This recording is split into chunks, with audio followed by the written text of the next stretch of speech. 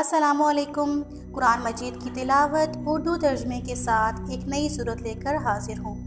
अगर आप कुरान पाक की मज़ीद सूरतें भी उर्दू तर्जमे के साथ सुनना चाहते हैं तो मेरे चैनल को लाइक, सब्सक्राइब एंड शेयर करना मत भूलिएगा और साथ में लगे बेल आइकन को भी लाजमी प्रेस कर लें ताकि अपलोड होने वाली हर नई सूरत का नोटिफिकेशन आपको मिलता रहे। शुक्रिया।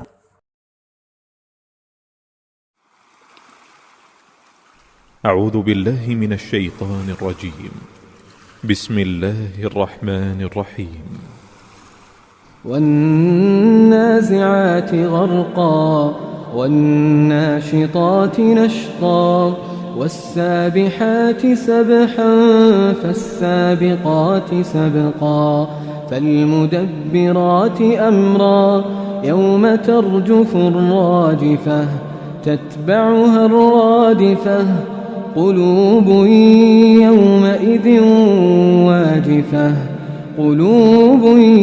يومئذ واجفة أبصارها خاشعة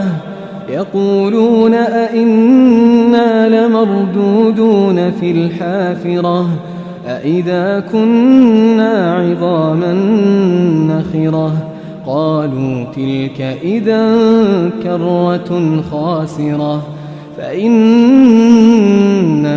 هي زجرة واحدة فإذا هم بالساهرة هل أتاك حديث موسى إذ ناداه ربه بالوادي المقدس طوى اذهب إلى فرعون إنه طغى فقل هل لك إلى أن تزكى وأهديك إلى ربك فتخشى فأراه الآية الكبرى فكذب وعصى ثم أدبر يسعى فحشر فنادى فقال أنا ربكم الأعلى فأخذه الله نكال الآخرة والأولى إن في ذلك لعبرة لمن يخشى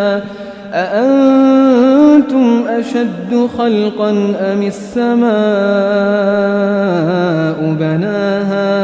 رفع سمكها فسواها وأغطش ليلها وأخرج ضحاها والأرض بعد ذلك دحاها أخرج منها ماءها ومرعاها والجبال أرساها متاعا لكم ولأنعامكم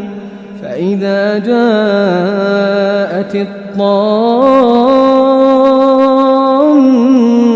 الكبرى يوم يتذكر الإنسان ما سعى وبرزت الجحيم لمن يرى فأما من طغى وآثر الحياة الدنيا فإن الجحيم هي المأوى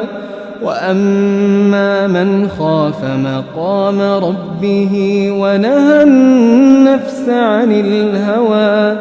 فإن الجنة هي المأوى يسألونك عن الساعة أيان مرساها فيم أنت من ذكراها إلى ربك منتهاها